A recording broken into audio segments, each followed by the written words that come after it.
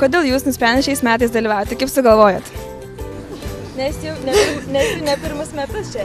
Jo, todėl, kad Mindaugas važiavo, tai ir mes sugalvojom, reikia pabandyti, o kodėlgi ne. O kaip tu sugalvojai? Aš norėjau pamėginti pravažiuoti visą trasą. Gerai. Ir kelintus metus jau jūs važinėjate? Tokias ekskursijas? Šitą į Radviliškio rajoną organizuojama tai antrus metus. Šiaip pats vienas kartais pavažinėjai, tolesnius atstumus. Kaip sekėsi pernai? Puikiai. Ką pamatėte? Daug dvarų ir visko pamačiau, ką norėjau, patiko, tai šiemet važiavau. Kaip buvo bendra atmosfera, arba kas buvo sunkiausia? Nieko nebuvo sunku. Viskas buvo puiku, nebuvo nieko sunku. Ar pasiryžę šiais metais numinti 150 kilometrų? Aišku, kad taip. Ar gali būti kitaip? Aišku, numinsim. Dėl to žinodėjom, kad numint, kad kažką. O kaip tu pasiryžęs? Taip. Užsiregistruokit visi. O ar žinai, ką tu pamatysi? Taip, piliakalnis. Ką nors apie jo žinai? Nelabai. Bet papasakos, už taigi mes to ir važiuojam, kad daugiau sužinotum. Ir nesidomėjom paprasčiausiai gal. Nes žinom, kad čia sužinosim daug. Kelintus tu jau metus važiuosi šiandien? Antras. Ir kaip tu sekėsi pernai? Ar patiko, ko išmokai? Patiko, tik tais labai vargino. Ir tiesiog, išmokau ištvermingesnis būti ir linksma. Kas būtent tave vargino ir kas buvo smagiausia? Vargino labiausiai važiuoti per Žvyrą ir į kalną, o smagiausia buvo tai, kai pasiekėm tą pirmą dieną jau, kai nuvažiavom į Baisiogalą. Tai... Kokią nors apdovanojimą gavai ar prizą? Nepamenu, turbūt padėkos raštą gavau, neatsimenu. Taigi, dviračių žygis. Kaip jūs vertinate šią šventę? Ar jūs jo didžiuojatės? Kuo ji išskirtinė ar ypatinga? Šiaip pirmiausia, aš vertinčiau Radviliškio rajono savivaldybės administracijos darbą švietėjiškoje veikloje ir dviračių žygis tai būtent vienas iš tokių renginių. Galiu pasakyti, kad Radviliškio rajonas eismo saugumo požiūriu, nežiūrint į tai, kad kerta ir magistraliniai, didelio intensyvumo keliai, yra vienas saugiausių rajonų Lietuvoje. Na, o mes jaučiame pareigą, kadangi dviračių žygis vyks mūsų prižiūrimais gražiais Lietuvos keliais, valstybinės reikšmės keliais, tai aprengti šviesą atspindinčiomis liemenėmis, kad jie būtų matomi, kad jie būtų saugus, tai kaip jie sėkmingai startuos, kad sėkmingai ir finišuotų.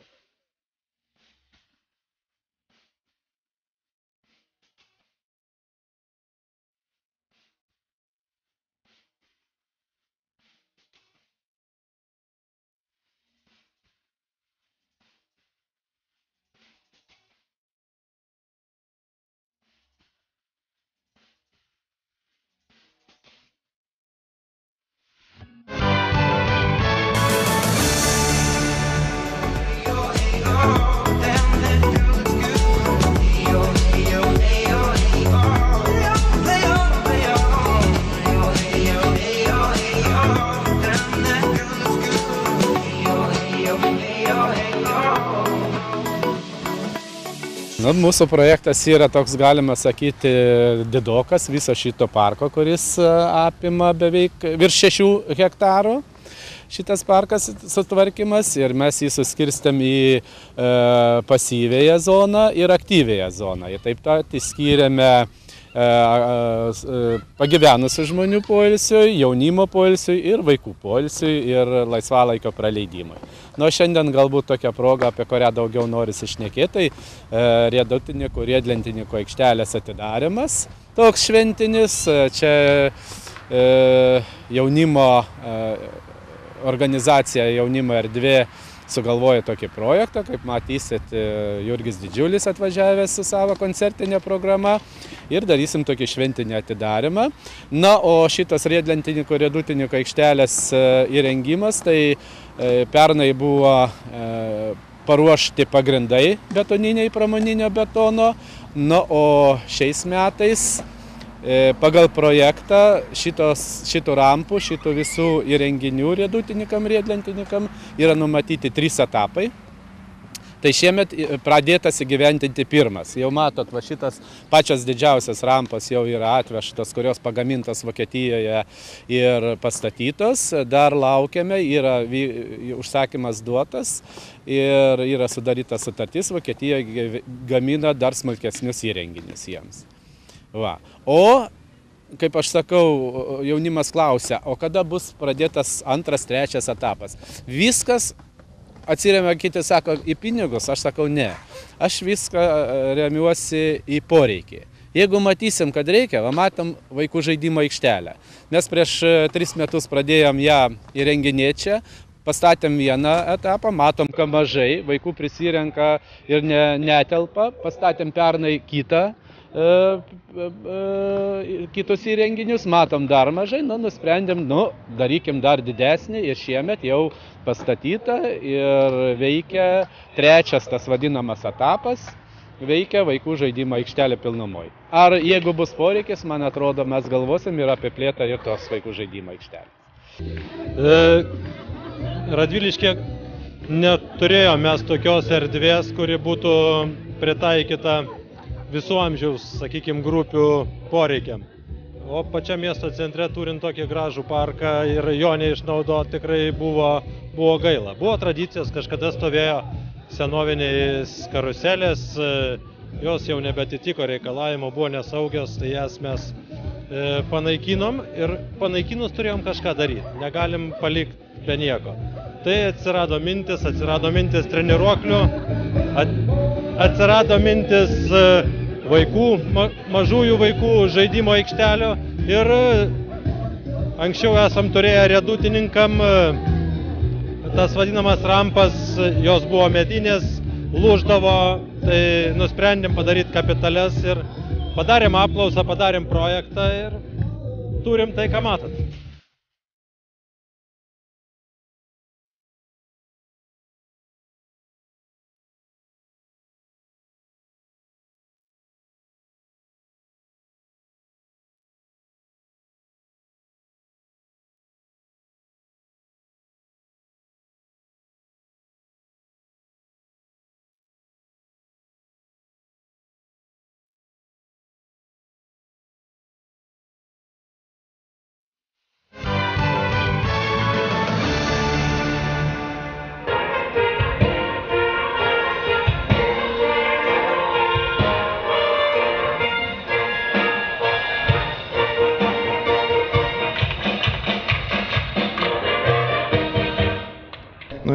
Labą dieną, iš tikrųjų esu nustebęs, apie tai tiksliai nežinojau, kad bus man įteiktas tas apdovanojimas, o šiaip, kaip pats esu radviliškietis ir gimiau čia Radvilišky ir man malonu, kad pats Radviliškis gerėja ir malonu, kad Lietuvos geležinkelį visada remia tos šventės, kurios vyksta ir jis gražėja tas miestas ir mes savo įmonės, yra kur 4 įmonės, yra Lokomotyvo depas, Vagonų depas, regiono stočių skyrius, kurie savo teritoriją pašmina ir pritraukimą investicijų būtent į mūsų įmonės mes kažkaip prisidedam, aš manau, prie tos gerovės. O pagrindas tai iš tikrųjų yra tai mūsų įmonių ir pačių radviliškiečių čia yra žmonės.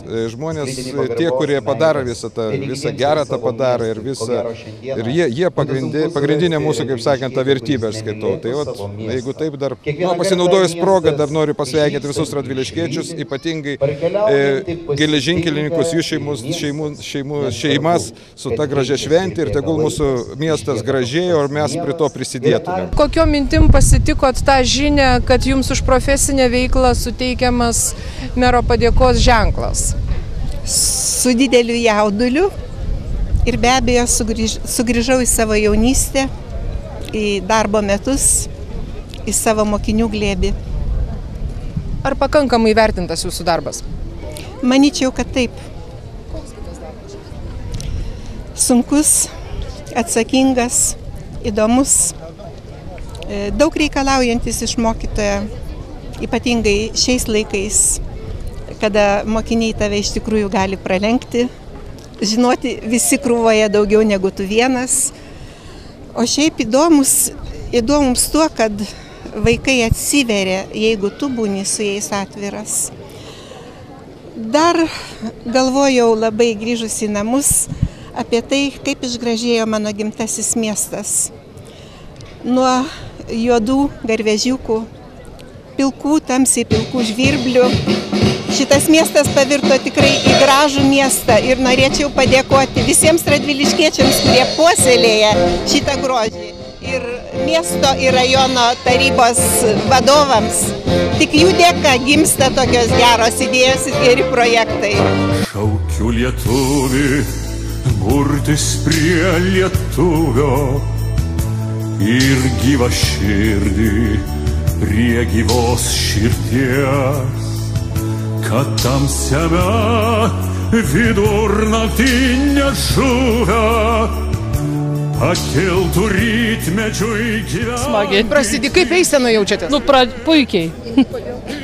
Todėl, kad linksma. Ar visiems linksma? Visiems. Nuotaikos kokios? Ja, puikios. Normalios. Nu, linksmas. Linksmos. Šventė yra kaip šventė.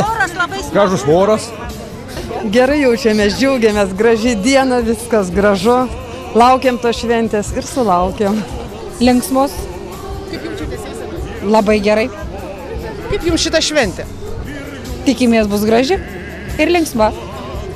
Tas įsenas žmonių, kaip pagauti pasišnekį.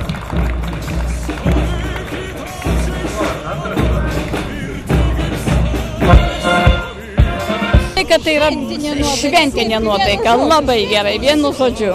Žodžiu, kad ir eisena labai gerai, kad sugalvota buvo, kad žmonės truputėlį Radviliškio sujudino ir kad, nes kartais sėdi namuose užsisėdėję ir nieko nemato, kas dedasi panosiai. O čia truputėlį toks pajudėjimas.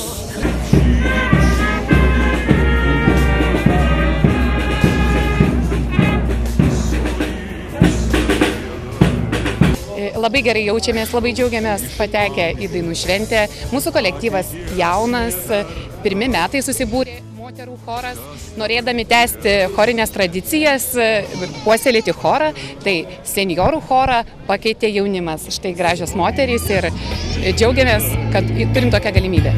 Šaukiu iš amžių, ateities nevertas. Kas dabarties nedrįso tautai neš, kas posūnių žaizdas širdį atvertas, išdegino liepsna veidmainiškos ugnies. Šaukiu balsu tėvų dievų ramovės ir jūsų krikštą gaila šviesio. Stovėkit amžiais čia ir tikit saulės stovi.